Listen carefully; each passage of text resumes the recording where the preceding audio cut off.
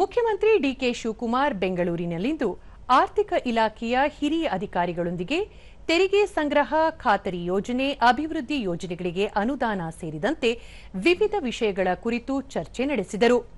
ಈ ವೇಳೆ ರಾಜ್ಯ ಸರ್ಕಾರದ ಮುಖ್ಯ ಕಾರ್ಯದರ್ಶಿ ಶಾಲಿನಿ ರಜನೀಶ್ ಸೇರಿದಂತೆ ಹಿರಿಯ ಅಧಿಕಾರಿಗಳು ಉಪಸ್ಥಿತರಿದ್ದರು. ಈ ಕುರಿತು ಸಾಮಾಜಿಕ ಜಾಲತಾಣದಲ್ಲಿ ಮಾಹಿತಿ ಹಂಚಿಕೊಂಡಿರುವ ಮುಖ್ಯಮಂತ್ರಿ, ಬಜೆಟ್ನಲ್ಲಿ ಘೋಷಣೆ ಮಾಡಿರುವ ಯೋಜನೆಗಳ ಅನುಷ್ಠಾನ, ರಾಜ್ಯದ ಆರ್ಥಿಕ ಪ್ರಗತಿ, ಸರ್ಕಾರದ ಆಸ್ತಿ ಸೃಜನೆ ಸೇರಿದಂತೆ ಮಹತ್ವದ ವಿಷಯಗಳ ಕುರಿತು ಸಮಾಲೋಚನೆ ನಡೆಸಲಾಯಿತು ಎಂದು ಹೇಳಿದ್ದಾರೆ.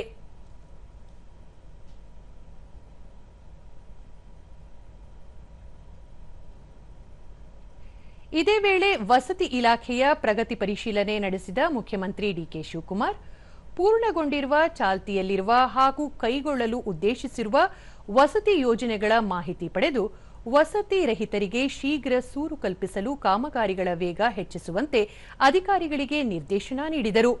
ಈ ವೇಳೆ ರಾಜ್ಯ ಸರ್ಕಾರದ ಮುಖ್ಯ ಕಾರ್ಯದರ್ಶಿ ಶಾಲಿನಿ ರಜನೀಶ್, ಆರ್ಥಿಕ ಇಲಾಖೆಯ ಪ್ರಧಾನ ಕಾರ್ಯದರ್ಶಿ ರಿತೇಶ್ ಕುಮಾರ್ ಸಿಂಗ್, ವಸತಿ ಇಲಾಖೆಯ ಪ್ರಧಾನ ಕಾರ್ಯದರ್ಶಿ ಮೋಹನ್ ರಾಜ್, ರಾಜೀವ್ ಗಾಂಧಿ ವಸತಿ ನಿಗಮದ ವ್ಯವಸ್ಥಾಪಕ ನಿರ್ದೇಶಕ ಪರಶುರಾಮ ಶಿನ್ನಾಳಕರ್, ಕರ್ನಾಟಕ ಗೃಹ ಮಂಡಳಿ ಆಯುಕ್ತ ಕೆಎ ದಯಾನಂದ, ಕೊಳಗೇರಿ ಅಭಿವೃದ್ಧಿ ಮಂಡಳಿ ಆಯುಕ್ತ ಟಿ ರಾಘವೇಂದ್ರ ಸೇರಿದಂತೆ ಹಿರಿಯ ಅಧಿಕಾರಿಗಳು ಉಪಸ್ಥಿತರಿದ್ದರು.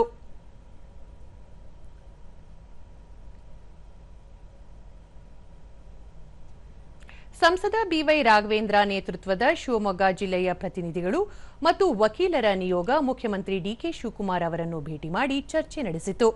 ಈ ವೇಳೆ ಶಾಸಕರಾದ ಬೇಡೂರು ಗೋಪಾಲಕೃಷ್ಣ, ಚೆನ್ನಬಸಪ್ಪ, ವಿಧಾನ ಪರಿಷತ್ ಸದಸ್ಯರಾದ ಧನಂಜಯ ಸರ್ಜಿ, ಅರುಣ್ ಶಂಕರಮೂರ್ತಿ, ಶಿವಮೊಗ್ಗ ವಕೀಲರ ಸಂಘದ ಅಧ್ಯಕ್ಷ ರಾಘವೇಂದ್ರ ಸ್ವಾಮಿ, ಬಸಪ್ಪಗೌಡ ಸೇರಿದಂತೆ ಹಲವರು ಉಪಸ್ಥಿತರಿದ್ದರು.